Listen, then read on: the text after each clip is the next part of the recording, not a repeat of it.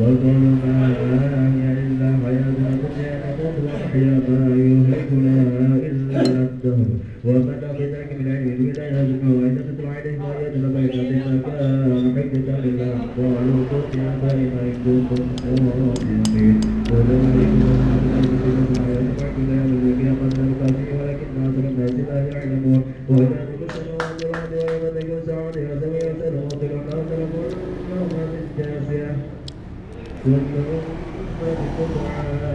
إلى كتابها اليوم تجزون كنتم تعملون هذا كتابنا ينطق عليكم بالحق إنا كنا نستنسخ ما كنتم تعملون فأما الذين آمنوا وعملوا الصالحات فيدخلون ربهم برحمة